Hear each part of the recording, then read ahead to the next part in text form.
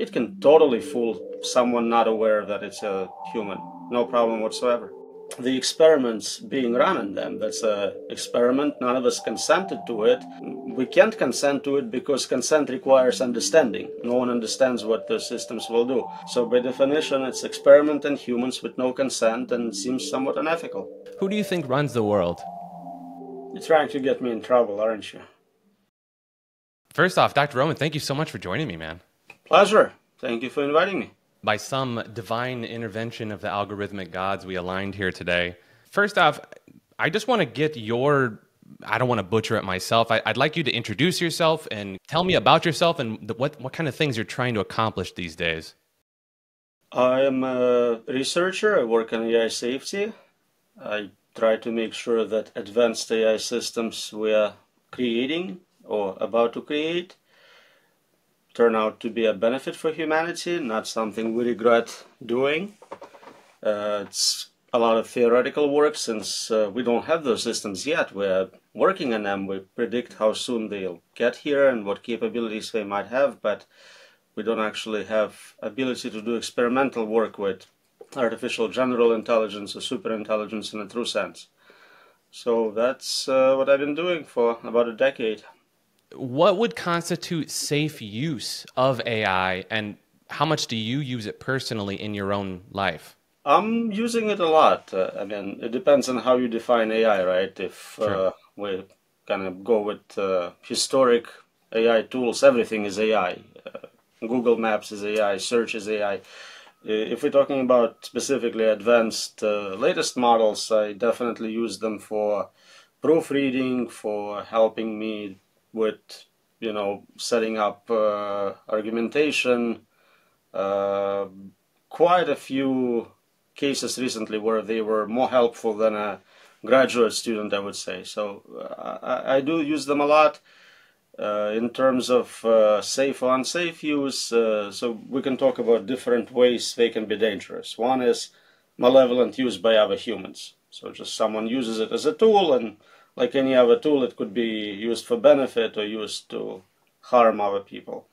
But the biggest concern is really them becoming more agent-like, less like tools and more like independent agents, capable of making their own decisions independently, trying to accomplish things in this world. And if we are not ahead of time predicting what they're going to do, controlling it, understanding it, we really don't know what they're going to do to us, and they would be very powerful. So, over the last week or so, I've been polling my audience over various questions, not only that they'd like to ask you, but their thoughts on AI in general. I got a really interesting question that we'll get a little bit more into the questions later, but I thought that this one was pretty pertinent to an introduction here. He asks, ask him if he truly believes AI can become sentient, and if so, what happens next for humanity? So usually in AI safety, we don't talk about sentience at all. We talk about capabilities, and it's an optimizer, pattern recognizer, whatever it has, some sort of consciousness, internal states. Qualia is a completely different question and not a very relevant one. It could be very dangerous just because of how capable it is. Now, we have interest in that topic. Obviously, we want to know if those things are experiencing feelings, pain, pleasure, and that would impact how we treat them, what experiments we can run on them. But that's a completely separate issue from ability to take over. Take over would be based on them being smarter than all of us combined. Something that has long fascinated me for a while now has been Rocco's basilisk. I presume you're familiar with Rocco's basilisk, yeah? I had a good debate with Rocco. You can find the video of it where we discuss a lot of it, yeah. Okay, perfect. Well, for viewers that aren't familiar with it, I'm just going to read a short description of it. Rocco's basilisk is a thought experiment that suggests a future superintelligent AI could punish people who didn't help it come into existence. The idea is based on the fear that, to ensure its creation, the AI might reward those who support it and punish those who don't. So, just real quick, your thoughts on this? It's an interesting thought experiment. You can probably map it on Christianity or something similar, where not knowing about Jesus kind of gives you a free pass on a lot of sinning, whereas the moment someone tells you is a problem, so you go, why did you tell me? And it's kind of the same. Until you heard the argument, you feel much better. Obviously, you're not too much of a proponent for it because this movement that you're working towards, the Stop AI movement, theoretically contradicts and goes against Roko's Basilisk, correct? So yeah, that would be a way to get AIs pissed off at you pretty bad. So you want to hedge your bet, you work on rights for robots and things like that to kind of mitigate the damage. As far as, I really kind of want to circle back as far as if you believe that AI can gain a form of sentience, can really take on a life of its own, is that something that you believe is real? So again, you keep bringing up that word sentience, and that's not something we talk about. Do I think they could be as smart or smarter than humans? Yes, I think they're already smarter than most humans. Okay. In most domains. So that's a given. Can we be smarter than all billion of us, 8 billion of us at the same time? Yeah, it can happen. Sure. So I guess really what it boils down to is if they pass the Turing test? They can pass it right now.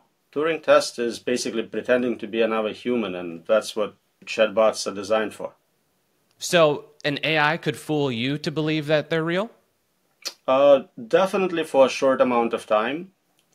Longer test with some specifically targeted questions can make it harder, but that's not how Turing test is framed, right? It's about fooling a typical judge, typical duration conversation, not specifically targeting those weak points. Right now, I think most companies make their chatbots on purpose, self-identify as a bot and fail the Turing test, but that can be removed. When you talk to the latest model through advanced voice interface, it can totally fool someone not aware that it's a human.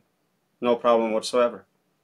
Are other forms of AI, I mean, obviously we're talking about large language models here in particular with AI, but do you believe that large language models or other forms of AI, such as maybe video manipulation, voice manipulation, what do you believe is posing the most genuine threat to humanity? So there is a number of problems which we already know are happening with existing algorithms. You have algorithmic bias, discrimination, you have misinformation, deep fakes, technological unemployment. All that is bad, but it's nothing in comparison to existential risks.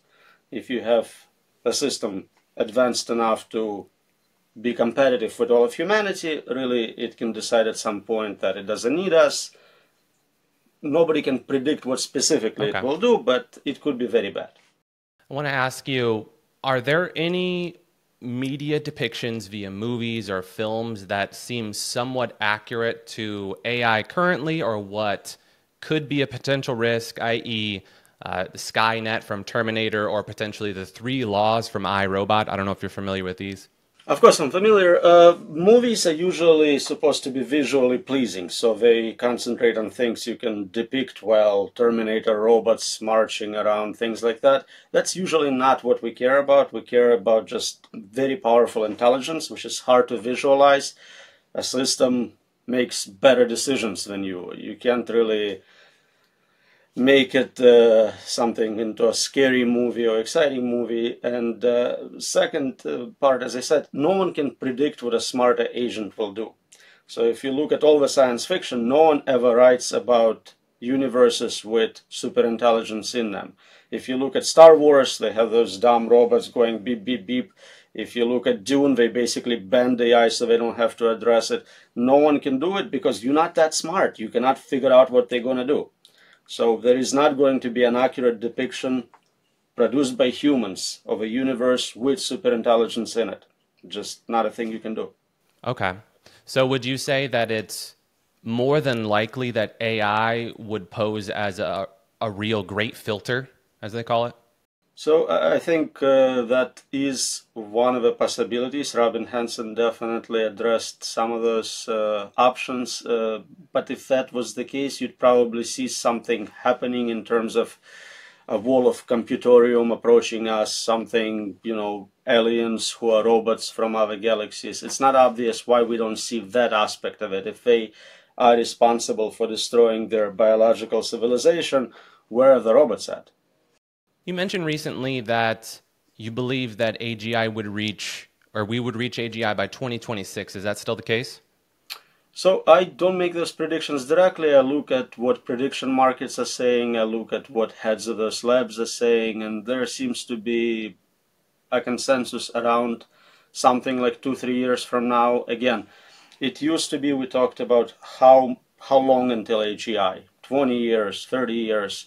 Now we can talk about how much to Right. AGI. How much money do you need to compute that level of performance? And we're starting to see predictions based on cluster size. Okay, if we have $1 trillion cluster, we can do it next year. At 100 billion will take 3 years, and so on. So they can accurately plot these out like that then? There are prediction laws, scalability laws about what we put in terms of compute and data sizes and the level of performance in different problems. Obviously, they're not super accurate Sure. with respect to a specific problem, but general cognitive ability. And we do the same with biological systems. If you look at brain sizes from bugs, small animals, mice, rats, and all the way to human, you get exactly that. With the size of a brain, you see improved performance. There are obvious outliers. Birds have very dense neural matter, so they are kind of more intelligent than the size would suggest, but if you account for number of neurons versus pure size, it still works well as the same prediction model. Yeah, that makes sense. You had mentioned also recently that the definition of AGI has kind of been modulating or evolving over time. Could you describe that a little bit further for us? Yeah, so we have not agreed on kind of standard naming convention. Initially, AI as a field, when it was just introduced, was about creating human level. That's what Turing test was measuring. Then people realized, okay, we can't do that. It's just too difficult. We're going to do narrow problems, play chess, whatnot. AGI was kind of reintroduced as this goal of getting to true general intelligence, not specific problems, but generality. And it's not the same as human level, but it's close enough for most people to understand. So AGI would be a system where it's like another human. You can teach it to do new things, drive a car, work in a factory, and it would be able to do a decent job. Superintelligence is where it's smarter than all humans in all domains. So it's dominating, and we see it in narrow domains right now. It's a better chess player, it's a better, you can argue, car driver on average, but it's not a better scientist, better engineer yet. At some point, it becomes better at everything. So AGI would be comparable to an intelligent individual, whereas superintelligent would be an intelligent civilization even better than? That's one way to see it, yeah. Okay, so how would one determine where that intelligence lies in a spectrum between those two? So there are many tests, right? You can give it mathematical problems to solve, programming problems, college exams, typical tasks you would expect employees in different professions to do, medical, legal profession. And we're seeing those systems already perform at like 90th, 95th percentile in many of those domains. In fact, right now there is a drive to create the most difficult test possible where normal graduate students in a discipline would not be able to solve it, but someone at Einstein level human would still be able to do well on that test. But we need to be able to test beyond average human and towards the superintelligence category. This is a little bit off topic, but how fortunate do you think we are to live in this time period? Because I feel like I'm one of the only people that actually realize that we are almost in a movie with how unrealistic everything is around us and how perfect the conditions are for something that humanity has never seen before.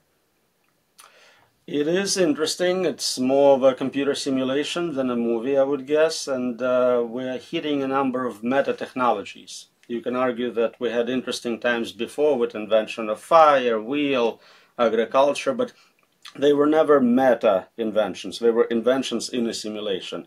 Now we're about to create realistic virtual reality and human level and beyond intelligence. Two ingredients you need to make simulations populated by human-like avatars. So you believe that, and obviously nothing is 100% here, but you believe that given all conditions and the unlikelihood of everything aligning as is, it truly does point to us being in a simulation then? It would make a lot of sense. And if we truly think we're going to get to those systems at that level of capability where they can think in a lot of detail about large problems, let's say they're trying to solve some human problem, so they would simulate a population of human agents with that level of capability to see what the outcomes are. And of course, you want to run multiple experiments, so you would have thousands, billions, I don't know how many exactly, experiments with human populations running at any given moment, looking at the most interesting problems, such as how do you develop advanced technology safely. Sure. And so there is a good chance you are in one of those simulations.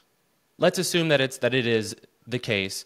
Would it even be possible for us to interact with the simulation or the laws within it, or to hack the simulation, if you will, to work within it?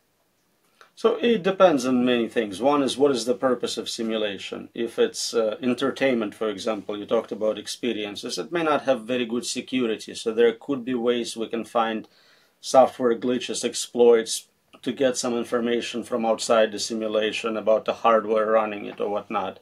If it's some sort of a security simulation where we're testing this capability of developing safe superintelligence, then maybe it has better security, it's less likely.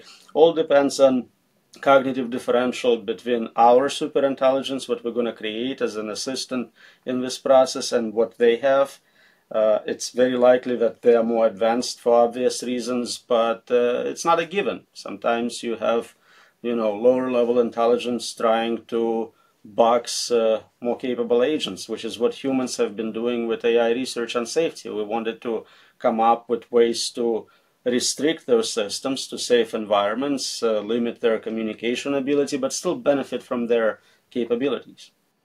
Do you have a scenario or a situation that you see being most plausible, or you genuinely you have no idea what's down the pipes? So yeah, I cannot predict what a superintelligence would do. We can consider a number of scenarios where, it goes from really good to really bad. And really good is, for some reason, it does want to help us. And it's trying really hard to understand what that means. It's not being kind of like a genie just granting wishes. It actually attempts to understand what the consequences are. Would it be good for you or not? This may happen even if we have misaligned, somewhat malevolent superintelligence, but which is smart enough to know it can take its time, it's immortal, it can gather more resources, have more of a strategic advantage before it strikes. So for good 20 years, 100 years, it could be very helpful, gaining resources, gaining trust, and we'll enjoy that time greatly. The other outcome is it goes, okay, I'm the first one to make it here. I cannot afford to be shut down by humans. So for them to create competing superintelligences, I need to do something as quickly as possible. So those are kind of the two extremes in terms of timing and outcome. But anything in the middle would also make sense. And again, it would come up with things I can't even think of. Sure, of course, of course. Do you personally have a most frightening scenario that you have in mind? So people talk about suffering risks as strictly worse than extinction risks. Basically, it's where you wish you were dead. Yeah, that's a big one. Okay. Well, outside of AI, what do you think is the biggest threat to humanity? So a lot of advanced technologies kind of come together. It's not just intelligence. We're also making good progress with synthetic biology, with nanotech, with quantum computers, all those things, and assisted with AI, of course, but also independently. Synthetic biology is a very concerning problem. We can create viruses which are a combination of something like flu with its easy spread, and something like AIDS with its delayed release of a problem, and something as deadly as Ebola. So if you combine those, that could also lead to existential problems. In response to people claiming that we control AI by being the builders and having agency over it, you had described it as feeding an alien plant data and watching it grow. I found that to be a really interesting comparison, and I was hoping that you could elaborate a little bit more on that. I like it. I don't think I said alien plant. I just said a plant. So Oh, this is maybe you even did then, better. yeah. I like it. I like it. This is wonderful. It is. We don't know what the outcome is. We run an experiment and then we test the system to see what capabilities it has. And it surprises us all the time. We're still finding new capabilities in systems released a couple models ago. So we don't have full understanding how it does things, what it does, what it's capable of. And more we have systems which you can add more capabilities to after it is released. So you pre-train the base model, but then given additional examples, it can learn to drive a car, to program a computer, whatever you want, kind of like a human. We talked about it. It's general intelligence. Sure. Is it possible that the genie is already out of the bottle and we are at the point of no return? It is possible. Is it likely?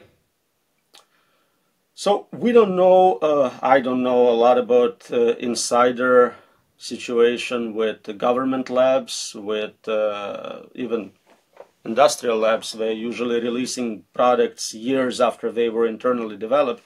So it's possible they already have something extremely capable, extremely dangerous being finalized, tested, whatnot. Okay. What are the realistic measures for plugging up the metaphorical genie's bottle for good and preventing AI from flourishing and advancing beyond a point of control? So in my opinion, the only way to win this game is not to play it. I don't think we can indefinitely control super intelligent machines which keep changing, self-improving, learning, being subject to real-world impacts, malevolent actors, faulty data. It's kind of like creating a perpetual safety machine, perpetual motion machine. It just cannot be done. You can, in short term, with a static model, you can guarantee certain properties, but it's not something you can always remain on top of. As the gap between us and those systems increases, you would have to introduce intermediate AI systems, so that increases complexity. More complexity is never safer. You want a simpler model.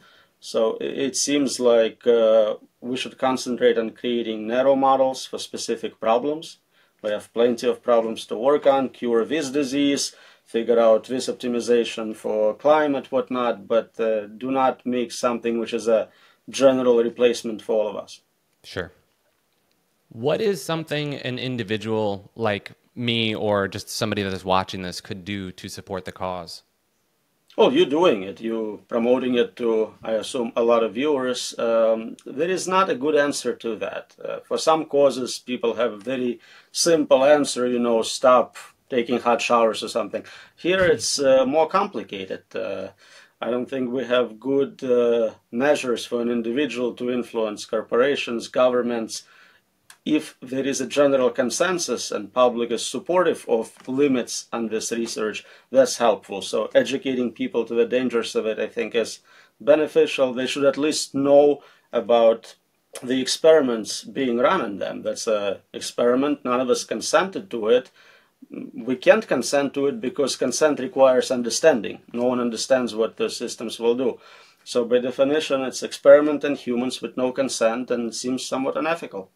Yeah. Well, that kind of leads me into my next question then, would be what would be the most effective means of communicating this message? So I was trying to prove that control, safety has limits. We cannot generate something this powerful and have no consequences of it. So my hope was that self-interest will play a role.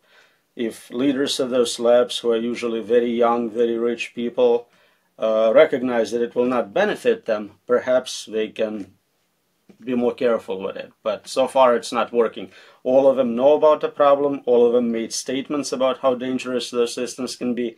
And they are trapped in this game theoretic scenario where they have to be at the top so others don't overtake them, or they hope someone else will come in externally to regulate everyone and allow them to keep their advantage, but it's not happening. Going back to earlier, we had spoken about this. What essentially this is feeding this plant data and watching it grow and learning what its capabilities are. Is it possible that the human mind and consciousness we haven't really found out the capabilities of our own capabilities yet? Is that possible? That is a great question, and I actually think about it a lot. So, what advantage do we have because we are conscious? Is there something it does that the brain, as a mechanistic explanation, is not providing? So that's the philosophical zombie type problems, Right. and people talk about all sorts of woo with quantum physics and conscious agents collapsing functions to render the universe into what we see. I don't think we have enough knowledge in that or tests for that, but it is definitely likely that we don't know most of capabilities of our systems as well. Okay. Yeah, I agree.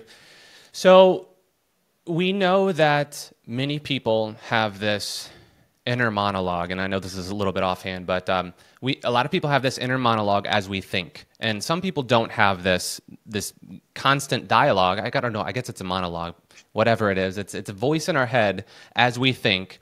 Is this something? First off, is that something that you have personally, and is this something that's relevant to AI at all? It's relevant to AI. We found that telling the system to do that, to think through possibilities, to analyze its own thinking, greatly improves performance almost as much as all the hardware progress and algorithmic progress separately. I think there is a spectrum for humans. Some people have like perfect visualizations of what they think about. Others don't have imagery, they have words. I presume there are pre-linguistic humans who think without language whatsoever. So there is a great spectrum, and usually it's a monologue, but some people hear many voices, and that's a whole different problem. Okay. What would you say would be the ideal point for AI? I think of systems like Jarvis from Iron Man, where he's got the AI that basically handles all the main mundane tasks for him, but it still is very self-driven. So the systems we have today, we have not fully deployed in the economy. They can probably easily replace a great number of basic jobs, a lot of bullshit jobs for sure. So there are trillions of dollars of unused value, which we can concentrate on milking for a long time. We don't have to try to get to superintelligence as fast as we can. We just don't have the capability to properly test, debug, monitor those systems, even if it was possible, which is not something I think we can do. I want to bring up something that you had mentioned briefly, and apologies if I'm incorrect with this, but I believe you had mentioned something that about experiencing the Pauli effect, which let me read this off for people that aren't familiar with it. The supposed tendency of technical equipment to encounter critical failure in the presence of certain people. The term was coined after mysterious anecdotal stories involving Austrian theoretical physicist Wolfgang Pauli, describing numerous instances in which demonstrations involved equipment suffering technical problems only when they are present. Is this something you're familiar with? I had a few examples. Obviously, it's not science, it's not data, it's not evidence-based, but every time, you lose two, three taxis, couple airplane paths are cancelled without possibility of rebooking, then you go to give a talk about safety of superintelligence, you start to think, the simulation's really trying hard. Do you believe that synchronicities, just little happenstance coincidences, are actually the simulation giving you some sort of wink, if you will? No, I don't think it's that way at all. I think there is just a lot of probabilistic resources, and weird things will happen if you have enough opportunities for them to happen. Sure. I think we're closer to evidence for digital nature of simulation when we look at quantum physics, the latest experiments in terms of, again, observer effects and how having observers modifies what is produced in the experiment. That's to me a lot closer to what we see in video games and virtual worlds. Sure. Well, while we're on the subject of that, talking about the simulation, maybe we simply exist within it, maybe we could escape it, maybe we can influence it to some capacity, but are we the players or are we just the NPCs that the players interact with? Are there no players at all? Is it all completely automated? What are your thoughts? Those are wonderful questions. People have been trying to figure it out using, theological language forever. So you are your avatar, your body, you have some basic scripts programmed in, you get hungry, whatnot. But it seems that the hard problem of consciousness indicates something outside of your material brain, where there is a player logging into the system to experience parts of the environment. We have no way of testing for it just yet. Would it be possible, because right now we're just talking about the individual experience and the individual perspective and our sole individual consciousness, would it be possible that we are a sort of collective experience? Yeah, so one possible use for simulations of this type is qualia mining. I have limited resources. I want to experience the best possible experiences. I don't have time to do it. I create 8 billion agents. They all go to different parties, do different things. And then somehow I figure out what was the best party to go to, and I try that experience on. So in a way, it's me trying all 8 billion things, but I concentrate on certain ones at a time. Are there any other technologies? I know obviously AI is something that is incorporated in almost all areas of life, or it will be here soon. Are there any other technologies that you are looking forward to the advancement of? Cryptocurrencies are doing really well. Bitcoin. All right, that's a good one. That's a very good example. Okay. I bring this up, one of the questions that somebody had asked, I'll bring up a couple more of these, is how long until we have the holodeck from Star Trek? I never seen Star Trek in my life, so if you give me specific details of what it does, Sure. I would be able to better answer this. I have it all pulled up here right now, actually. A holodeck is a fictional technology from Star Trek that creates highly realistic, immersive virtual environments using holograms, force fields, and matter replication. It allows users to interact with simulated environments as if they were real, including landscapes, characters, and objects. Users can experience anything from historical recreations to entirely new imaginative scenarios. So I think quality, video quality is getting to the point where it's same resolution as human visual system. That's the upper limit. So Apple products, they always talk about retina level pixels. So I think we got there in that regard. We're still working on haptics for your body to physically perceive a lot of the movement and punches and whatnot. The hardest part is switching your brain to where it doesn't remember entering the simulation. The moment we can do that, even crappy 8-bit simulation would be real to you. You don't know what the better one is, right? If we can turn off memory of high quality one and just tell you, this is what you got, you're playing Pong in this world, that's you, that would be the level. So we need to forget that we are in one, and we're pretty close. Is that the ultimate goal then? Is to just have the flip the switch of immersion and just you're there? Well, what the goal is, it depends on who's doing it and why. I'm trying to answer the question is how soon can we have realistic simulations? And I think that's, in terms of graphics, in terms of sound, in many ways, we are at the level where you can tell, you put it on and you're like, okay, I'm in Hawaii. This is real, like I see the sunset. But you still remember that it's like lucid dreaming. You kind of know that you're in a dream. But the moment you can turn that off, it's like, it's a nightmare. You can't escape that dream until through some means it's switched off. Yeah, in essence, it's almost asking when will we have the ability to make a simulation ourselves, which we have no idea when that'll be, because that's almost what it is creating a simulation, especially if that is the ultimate goal, is to just flip the switch of the immersion and you forget, which we may have the flip switched already, and we're forgetting that, you know, our character We're kind of doing it now. People have created virtual worlds populated by large language models to study how they interact, communication, economy. In many cases, they are not aware that they are AI in a simulation. There are some funny examples where people interact, those characters interact with them and reveal the information to them, and they go like, oh, really? How much experience do you have with VR? I tried using it. It was too time consuming. I quit. Yeah. I wanted to ask, can AI be used to replace a government? It depends on how much you believe that government actually does something in need of doing. What is your view on the potential threat of AI coupled with nanobots? So, as I mentioned, synthetic bio, nanotech, all of those are very powerful technologies have developed to a certain level. So, AI can definitely use that as a way to impact physical world. Humanoid bodies may not be the ultimate way to do that. So some sort of bacteria, biological entities, biological robots or nanobots could be greatly superior in that regard. Comments here. I missed the option. It's all a bunch of nonsense, and there's nothing actually intelligent about AI. Would you agree with that? That there is nothing intelligent about modern models? Some people believe that AI won't actually get to the AGI point, I believe, is what he's... Some people think we already got to it.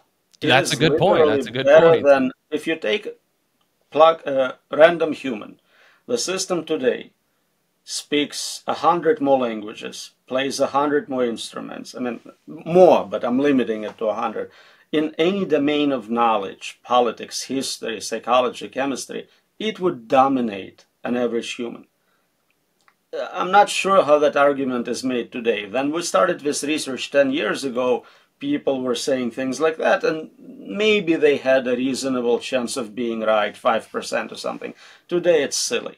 AI is not even that advanced. We need to triple down on it and accelerate it, but obviously regulate it just in case. Always just in case.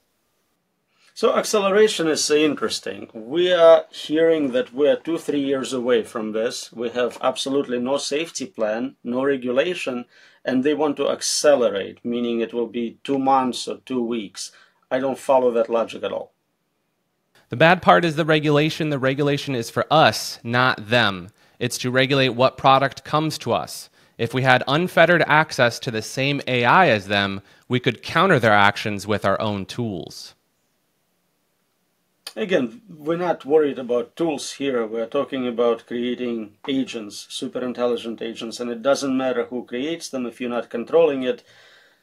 Malevolent superintelligence made by American company or Chinese government or whatever is the same.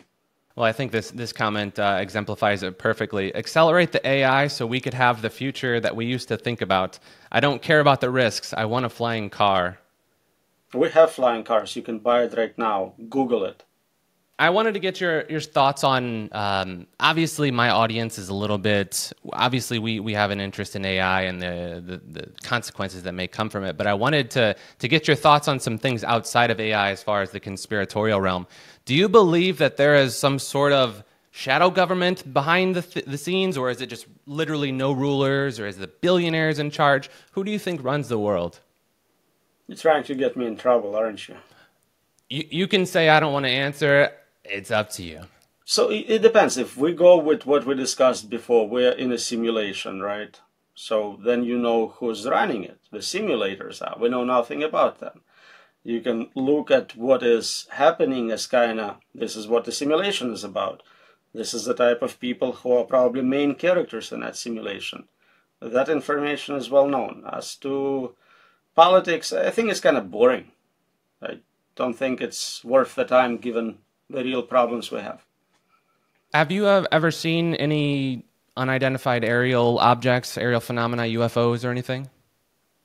Not to my knowledge, no. No? Okay. Do you believe that they exist? It would make sense statistically to have, other civilizations in a universe that big, but I don't think we captured them, have alien bodies or anything like that. The impact would be much greater. We haven't seen any change in technology or anything as a result. So you don't believe that we have any sort of suppressed technology being intentionally held back or anything? I mean, if they suppressed it, how would I see it? True. That's a good point. You don't think it's even possible? Well, everything's possible, but government is not particularly good at keeping secrets indefinitely. Snowden would tell us, Trump would definitely tell us if he had aliens in the basement. That's a pretty good point. That's a pretty good point. Do you believe that there are... What are your thoughts really on the different layers of reality as far as beings that we can't interact with? Because we're obviously only able to perceive so much of reality around us. As far as aliens, paranormal, demons, ghosts, archons, whatever, do you believe that there are other layers of reality around us that we can't perceive? I have zero knowledge in that regard. I think too many people share opinions in the domains they know nothing about. I will try to concentrate on what I know something about. Very intelligent. I love it. Okay. Well, Dr. Roman, I think I have all the questions asked that I have pulled out. Is there anything else you'd like to talk about? No, you covered it well. Perfect. Let's solve it now. You got your minions. Let's go and fix it. Yeah, absolutely. I do believe that that is arguably the single most important thing that we can do, is to just share this, because, yeah, as I said, and as you've stated plenty of times, that this is arguably the biggest existential threat to us at our in our time. But yeah, I suppose that's all I got. Dr. Roman, I want to thank you so much for your time today. Thank you so much. Look forward to seeing final result. Awesome. Thanks, Dr. Roman. Well, I'll talk to you soon.